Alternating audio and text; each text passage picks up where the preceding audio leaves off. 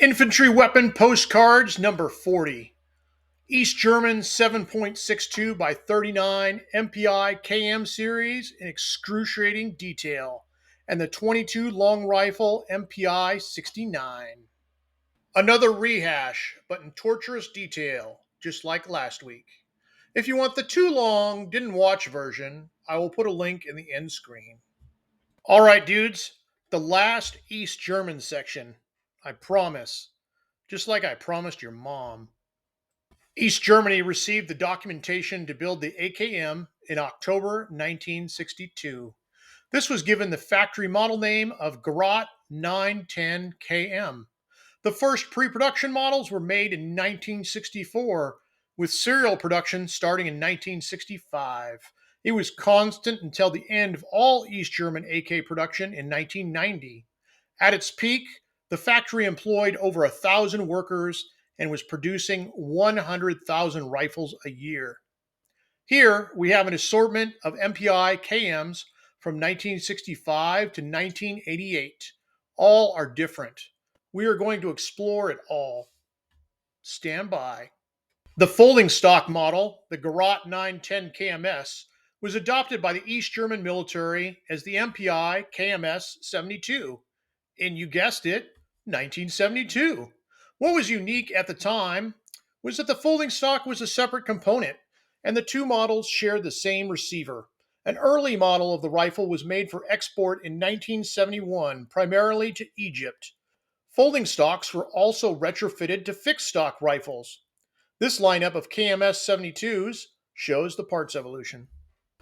I haven't seen a lineup that nice since I went to the Palace in Frankfurt. The East German military nomenclature for the fixed stock rifle is pretty straightforward. Maschinenpistole Kalashnikov modernisiert, or submachine gun Kalashnikov modernized. The folder is Maschinenpistole Kalashnikov modernisiert Schulterstütze 1972, or submachine gun Kalashnikov modernized folding stock 1972.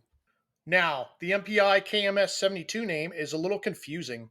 The earlier milled MPi KMS has a name that is very similar and could easily be confused if someone didn't capitalize correctly. Hence, the 72 number. The 1978 version of the manual actually lists both the MPi KMS-72 and the MPi KMS, which would imply that both were floating around at the same time. Whenever I research AK names, I always reference the period military manuals. A good majority of the time, the common name for the AK variant is wrong. Just as wrong as your face. From 1964, we have MPi KM serial number 4 from pre-production. This one has been chrome plated as well as equipped with some sort of display stand adapter. One would assume that it was initially used as a display piece. Notice that it carried over the MPi K wood pistol grip and the MPi K bolt carrier.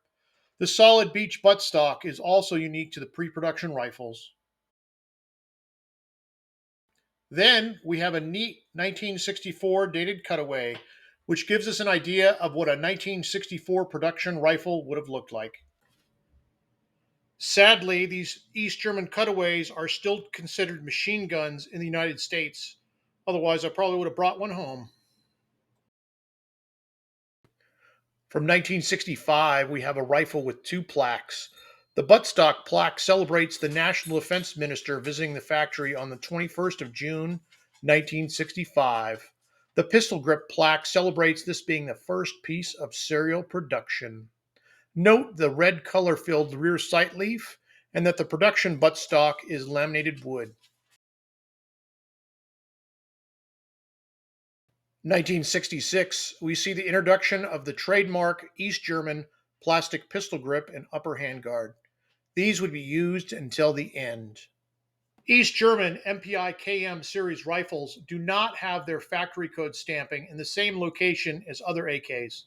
Instead, the K3 in an oval is stamped near the barrel pin. Exact location and clarity will vary. The 1967 rifle shows off the new white color-filled rear sight leaf. Also, notice on these early rifles how nice the blued finish is. Doesn't really show up in photos, but in person they have a nice, almost two-tone look, especially the barrel assembly. The oxide finish used would gradually change over the years. Brian Adams would work about now, but sadly, that would get my video flagged. 1969, no major changes. 1970, same story. Also in 1970, the TV show MASH premiered. When I was 5, I used to watch reruns and think it was a documentary. The first 1971 rifle we show perfectly illustrates the East Germans' very ambitious and decentralized weapon refurbishment program, which was unlike any other in the Warsaw Pact. This rifle has been updated with a side folding stock and slant compensator. The second 1971 rifle shows off the first pattern folding stock. These rifles were created for export to Egypt. The Egyptians would later copy this stock for their own domestic production. This type of stock is commonly called the crutch stock by collectors in the United States. Our 1972 example is some sort of local rework with locally made furniture. Not sure its origin. The painted finish was not something the East Germans were doing at the time. By 1973, the trademark AKM slant compensator was introduced. It also saw the introduction of a new rear sight base. This nice rifle from 1973 came out of the vault in Dresden, as did the vast majority of the rifles in this video. 1974, we have two rifles. The first is a nice fixed stock museum piece with some safe rash. This came out of Holland.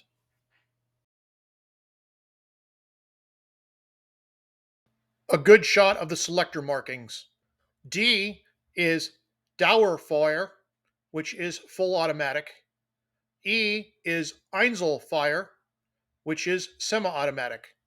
The MPi KMS-72 is the 1 millionth piece of East German AK production, made on the 23rd of December, 1974. That was a Monday, I checked. To put it in perspective, Bulgaria did not reach this milestone until 1982, despite starting serial production of AKs a full 2 years earlier. 1975, 1976, 1977, more of the same. The 1975 and 1976 rifles both came out of the vault at the Bundeswehr Museum in Dresden. Also in 1976, the first Atari home entertainment system was released. Who would have guessed that not only would it lead to this video that you're watching, but also the downfall of society? This nice 1977 rifle, note the cool Sewell factory proof mark on the barrel. Like the earlier MPi Ks, Sewell made the barrel and other major bits. Some contractors made other parts. Visa made the rest and did final assembly. The 1977 rifle was photographed in the basement of the Royal Military Historical Museum in Brussels, Belgium. They have been very good to me over the years. 1978, a neat cutaway. Over the years, I've never been able to find a 1979 dated rifle. I didn't find any in Dresden that were dated from 1978 to 1983. I wonder if they were all exported. The East Germans actually used different export agencies to sell rifles to both Iran and Iraq during the Iran-Iraq War. This 1980 rifle that was an Iraq capture shows off the new plastic handguard introduced about that time. The serial number location on the gas tube and top cover also moved. The finish over the years has transitioned from a nice shiny blue to an almost a matte oxide.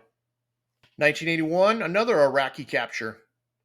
It's crazy to imagine, but two rifles made in Visa that year could have been used on different sides of the Iran-Iraq war. We don't have a 1982 rifle, but we do have two 1983s. They show the new flared top cover perfectly. During the course of MPi KM series rifle production, the factory seemed to introduce new parts frequently. Combined with the East Germans' weapon rebuilding program, the MPi KM will have more variety in appearance than any other AKM variant, while still remaining recognizable as an East German product. 1984 would see the release of the movie Red Dawn, but it would also see the East Germans start to use cast barrel parts. Also, note the finish changes. This was a very busy time at the factory with a lot of new AK rifles being engineered and built that year. We'll touch on those later. 1985, no parts changes, but the finish has evolved into a rough, gray, almost Parkerized finish. 6 seconds to kill, and I can't think of a single 1985 joke that doesn't involve Back to the Future. This first KMS-72 came from the collection of an international weapons dealer in Austria. He was the source for the last batch of 1985 parts kits to hit the US. The second rifle was photographed in Holland. Also in 1985, the East German military started to receive the first production versions of the MPi AK-74N series. A good shot showing off the flared top cover as well as the finish changes. The new cast gas chamber as well, with its mold number clearly visible. 86, 87, 88, more of the same. The finish gets rougher and rougher. As you can tell, it doesn't hold up well to humidity. Also notice how big the dimple got on the receiver, and that the rear sight leaf is still color-filled white. 1987 would see a subtle receiver change. One less spot weld above the dimple on the ejection port side. 1987 would be the year that I first discovered Jane's and Ian Hogg books at the library, leading us to this video. 1988 is the last normal MPi KM series rifle that we have. Like the MPi AK-74, the MPi KM would also start to use the new cast rear sight base. Production, on paper, ended in 1990. And at 12 minutes in, we're only halfway through. Are you a glass half full, half empty, or the glass is full of piss kind of guy? Let me know in the comments. Finally, we have a rifle grenade system for the RGD-5 fragmentation grenade. This was introduced in the late 70s for the East German Volkspolizei, or People's Police. Remember, call me police, don't fuck around. It used a conventional grenade launcher cup with blanks to fire a modified RGD-5 grenade for a maximum effective range of 150 meters. That's 150 meters more than the maximum effective range of an excuse. LMG-K, or Leuchtes Maschinengewehr Kalashnikov, light machine gun Kalashnikov, was, based on the manual date, adopted by 1964. These were simply Soviet-made RPKs. Rather than show you a boring parade of mundane Soviet RPKs that all seem to look the same, we will show you one cool example instead. This 1964 dated Soviet RPK-N was rebuilt by the East Germans. Note the East German oxide finish, Russian laminate that was refinished, and East German plastic furniture. Wake up, dude. The video's still going. In proud German tradition, the East Germans were not one to sit on their laurels in regards to weapons design.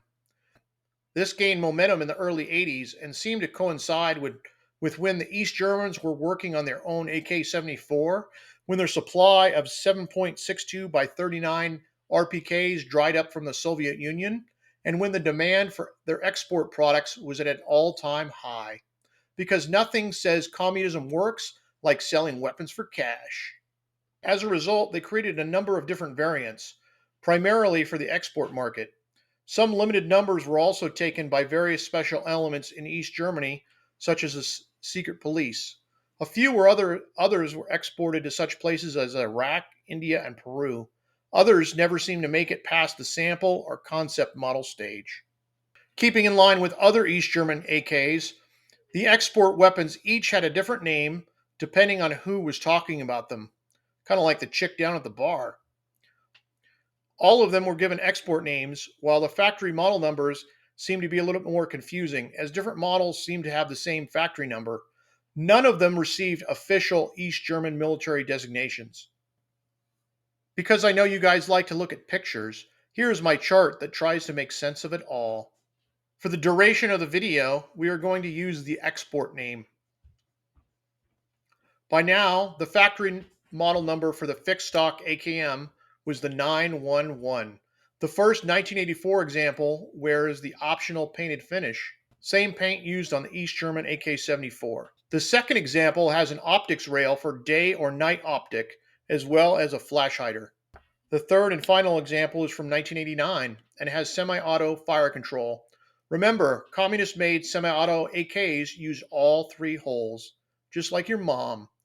Despite being semi-auto, they still used a safety sear to prevent out-of-battery detonations, just like rubbing one out before you go out on a date. I decided to show these oddball MPi KM and KMS-72 rifles here in the export section, as they have the same serial number prefix as the known export rifles, and are drastically different from the known East German military rifles. The folding stock rifle, now called the 912, which doesn't sound nearly as cool as 911. Here we have a 1984 rifle with painted finish and scope rail. Then a 1989 semi. Despite being made for export and an international audience, the East German export rifles still use the same parts and same selector markings as the rifles made for the East German military. Notice that there are a couple views of the cast barrel parts where you can actually see the mold seam. This next bit is a bit of a rehash of my earlier video, but fuck it. You've already made it this far. You can also fast forward if you want, or go take a dump. Developed during the fury of design activity that occurred in the early 80s, the first sample of the STG AKMS-K was made in 1984. Serial production started the next year and continued until 1990, though it wasn't constantly produced, only on the catalog. The export name was STG for Sturmgewehr AKMS-K, K for Kurz, which is the German word for short. The factory model number was 913. There was no official East German military designation, as it was not adopted by the Army. It did see service with the Stasi and other paramilitary organizations. The book 1984 was a warning, not an instruction manual. Unofficially, it was sometimes referred to as the KMS-72R, or Reduzierter, and at least one collector has reported having an old East German maintenance record with such a name. It was also sometimes referred to as the KMS-72 Spezialversionen. Notice the lack of a bayonet lug and the repurposed RPK-74 flash hider. Here's the production version from 1985 with a bayonet lug. 9 seconds to kill, and I still can't think of a good 1985 joke. So let's just sit here in silence. The scope rail is for day and night optics. In that matter, the East Germans were light years ahead of everybody else. Bayonet lug, which looks like it was possibly machined from a gas block casting. Timed flash hider with only 2 slots to double as a compensator, similar to the new, at the time, M16A2. Sorry for the typo on the previous page. So here are some views of the barrel parts and other bits.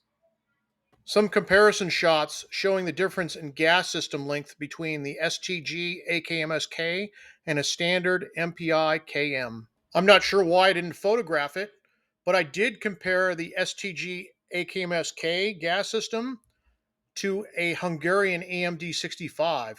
As best as I can tell, they are exactly the same.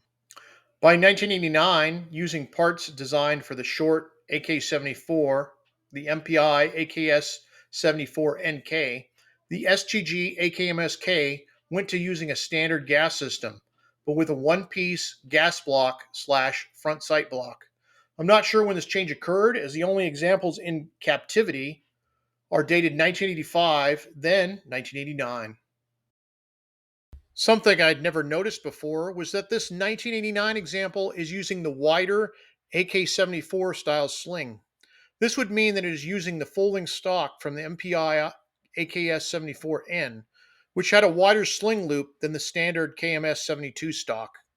The second example is with the muzzle suppressor. Intended as a suppressor host, it has semi-auto only fire control and a scope rail to mount magnified optics. This version was the most common version used by the Stasi. Sound suppressor made from aluminum. While not user serviceable, it does appear to be openable with a lot of effort, probably at the armorer level. The pimp version, plated and polished. Only one was made. I guess your mom didn't make enough money for her pimp to buy it. And here are some comparison shots between the early version and the late version, both of which would make easy clone projects for someone. The next member of the export family is the STG AKMZ, Z for Zeofernrohr, or rifle scope, though this first example doesn't have a scope rail at all. These have a foldable bipod, but are otherwise the same as the standard AKM. There doesn't seem to be a factory model number, but they are listed in the export catalog. The bipod is a modified Russian product. The East Germans would have had plenty of those floating around, as if you remember, they adopted the Russian RPK as the LMG-K. And yes, that will be on the test. A view of the bipod feet hanger. To me, it looks like they took the retaining clip from the East German bayonet sheaths and simply bent it into place. Of course, they made a folding stock version as well. If you've been paying attention, you'll have noticed that all of these export samples have the serial number prefix of MZ. This one is no different. As Soviet RPK production had ended, the LMG-K 500 and LMG-K 500S were designed as possible replacements. The East German military decided to purchase Romanian RPKs instead. It became another design that was offered for export, but did not seem to receive any buyers. Unlike other models, there does not seem to be different model numbers to differentiate between fixed and folding stock weapons. The 500 in the model name comes from the barrel length in millimeters. This was the longest barrel that could be produced on East German machines at the Suhl factory. The LMG-K 500 series and 7.62 by 39 did pave the way for the later version in 5.45, which did find usage in the East German military, confusingly with the same name.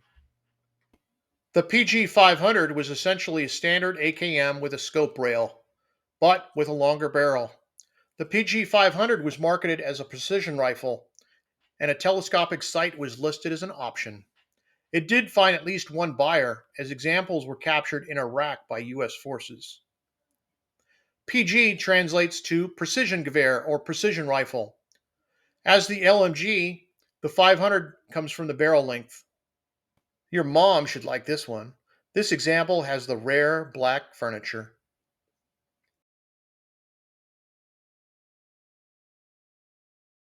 The final member of the family is the PG 500 Special. These have semi-auto only fire control and are set up for scope use from the get-go versus an afterthought.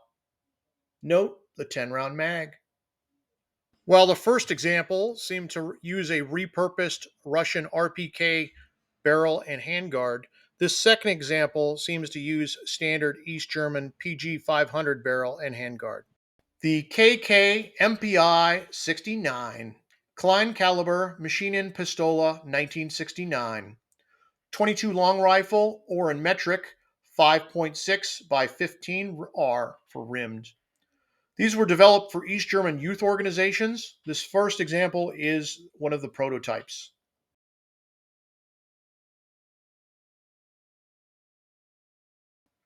Second, the production version. About 25,000 examples were made. While it might look like a duck, it isn't a duck. The only parts to interchange with the standard AKM is the pistol grip and buttstock. These do fire full auto, but it doesn't seem to have the best reputation for reliability in this area. presumably from bolt bounce. Notice that the trunnion marking isn't the usual K3, but a Sewell factory stamp. And it makes me wonder if these were actually made in Sewell versus Visa, which was the normal AK factory. Finally, a couple of alibis. First, we have an MPi KM receiver group that was painted in the same epoxy paint that the Czechoslovakians used for the VZ-58. Then we have 2 and 3 magazine sets, which were welded together, jungle clip style. Till next time, dudes. Now, please consider watching some of my other videos, or I will give you the dream job of a weapon designer in the best AK factory to ever make AKs, only to fire you 6 years later because your new capitalistic partner on the necker doesn't want competition.